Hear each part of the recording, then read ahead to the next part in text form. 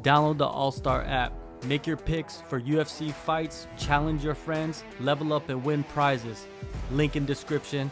Get it now. Data scientist Nate Latshaw, right? He put up tweet. He put up a tweet talking about the finish rates over the last 10 years in the UFC, and he said as of 75% of the way through 2024, he puts up the data. He says finish rates among men and women are on a pace for a 10-year low, which is kind of interesting. Light heavyweights have the highest rate this year, and featherweights are on pace for a 10-year high. So featherweights are on a pace to be the highest it's ever been in 10 years. Light heavyweight is the highest out of all the Right. weight classes. But overall, the finish rates are on a 10-year Yeah. low.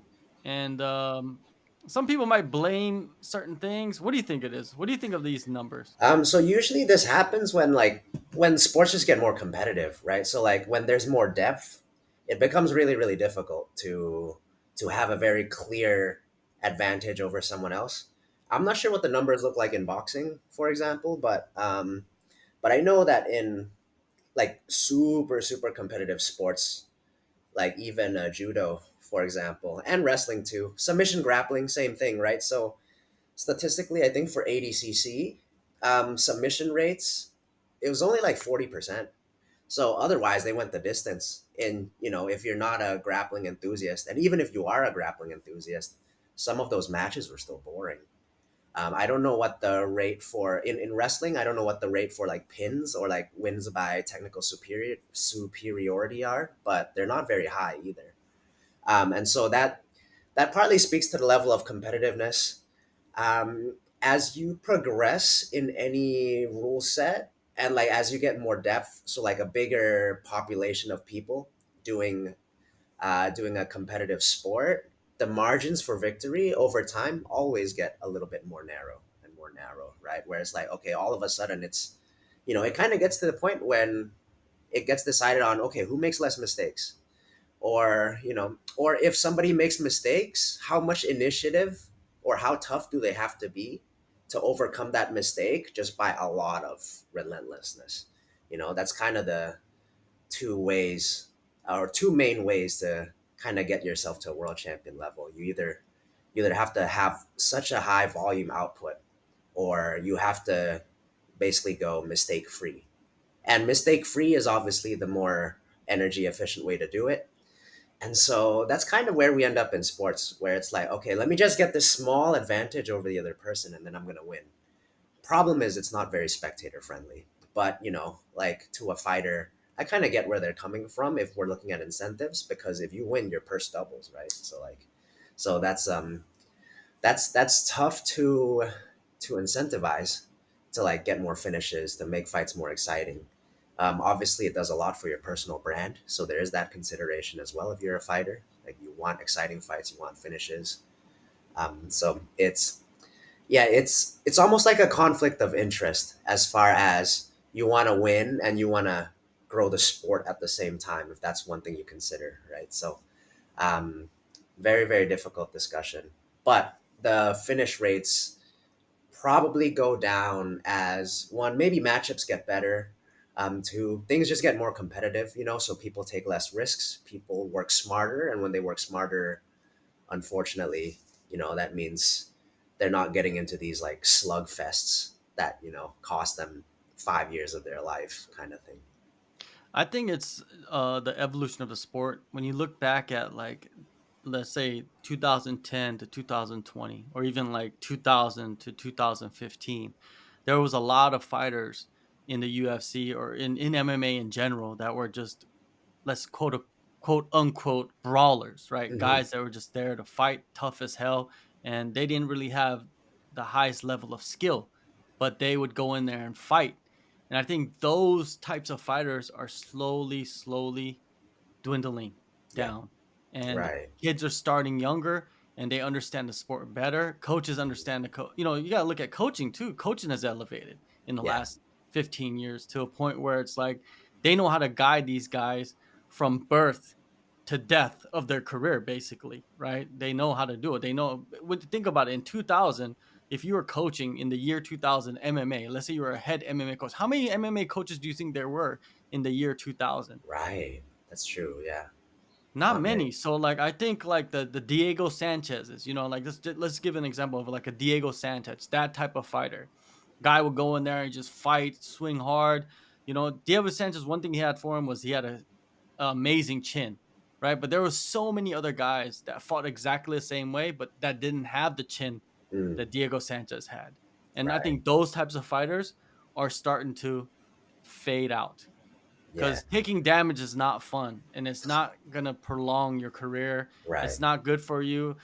Even right now, you see more fighters fighting into their mid 30s, like Pereira's 37. Hmm. 37, Pereira's 37, and he's the world champion That's and still insane. Yeah. fighting at the highest level, right? Um, I think that's one cause of it. I think that's Mhm. one cause of it. Like you said, um, you talked about the purse, right? Guys want to win so they Yeah. could get the double purse. I think that's so dumb that they Right. have double purse. Like, why would you? Yeah, why would you have a show and a win? Like, you should just get a whole full purse. You get Hmm. paid that. You're gonna try to win anyways. That Yeah. doesn't change if you go for a finish or not. You're gonna win. You're gonna try to win the fight, right? Right. Yeah. It affects the way you try to win. If it's like, because because the difference in pay is so big from winning and losing. It's like, it's straight up double. So it's like, if, let's say if you got, um, so if you fight, and then, instead of the potential to double your purse, maybe you just settle on like 1.5, right? So like 1.5 of whatever you would have already had to show. So then like both sides get that amount, and it's like, all right, well, I'm gonna try to win this thing anyways, but let's forget about that extra compensation I'm gonna get. Let's make this exciting, make people wanna see me again in the ring, right? And long term strategy, that's probably beneficial anyways, to get more people to support you, like the way you fight, the way your personal brand is to be like, all right, let it all fly, don't be afraid of loss. It's a tricky thing, right? When people start fighting not to lose, that's when you see some really boring fights. It's got to be strategic, right? And then next thing you know, you've got a whole card of boring fights. Like there's a big difference between playing not to lose and playing to win big, and one is clearly way more exciting than the other. Well, this is for the UFC, right? So this doesn't include like Bellator and PFL and whatever other top level promotions there are out there. So in Hmm. the UFC, um, clearly they want fighters that are getting the knockouts. Like they want that. That's you could see how Dana White reacts on the Contender Series, Right. and like what he says about certain fighters after certain performances, even if they get a win. You know what I mean? If he doesn't like it, he'll just say like, "Oh, you need to get more experience, outside the UFC and then come back." And like he does give people second chances. It's just that you could tell by the way he approaches certain performances that he wants fighters that are finishing fights. Mm. Like he wants fighters that are going after it. Even if you lose, he just still wants you to go after it. He wants like a fight of the year contender Yeah. every event. He Absolutely. wants that. And there's still fighters that would do that.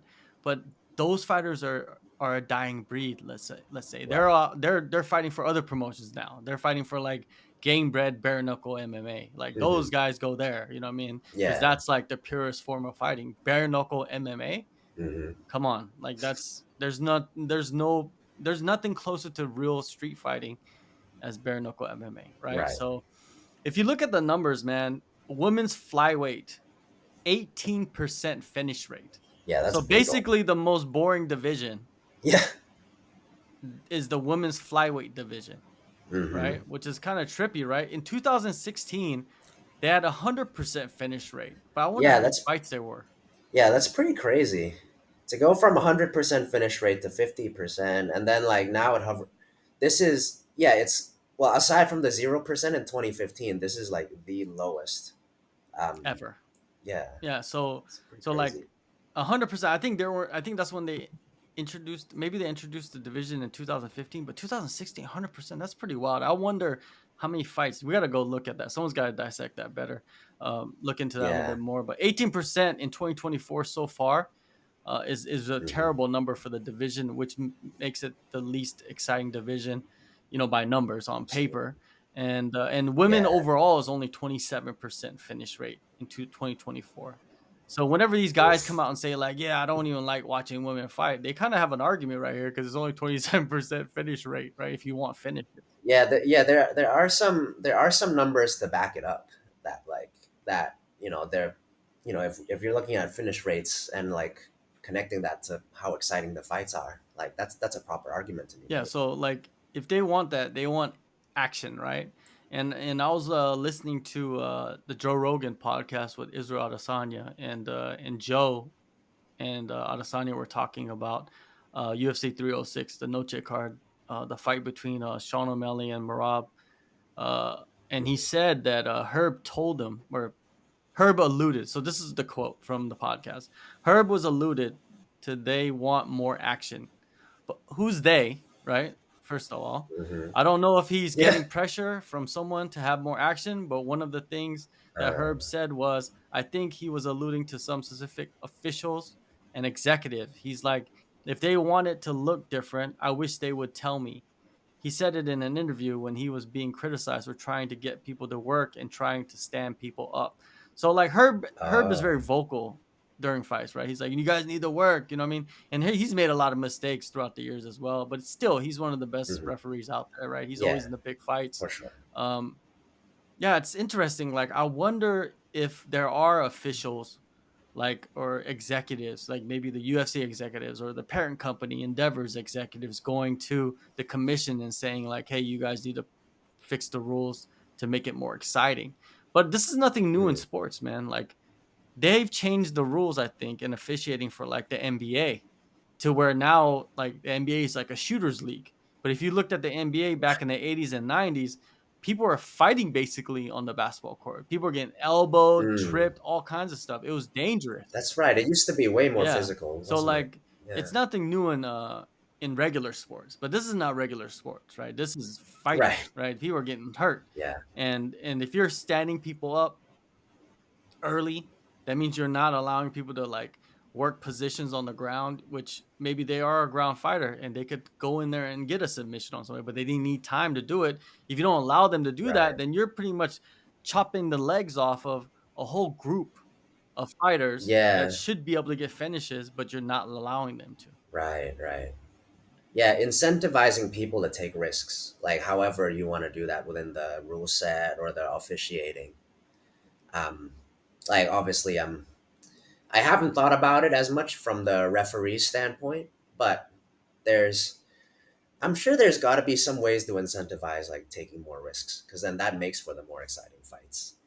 Yeah, because like I think in at one point in that fight, um, Herb Dean separated Barab and O'Malley, like in a crucial Mm. position, and Ah. and that's why they're and even in this past weekend's event, you know what I mean, like there was one referee that kept separating fighters in the clinch real quick, even in the clinch, you Mm. know what I mean, like they aren't even like allowing them to get to the ground. They're just like clinching up. Right.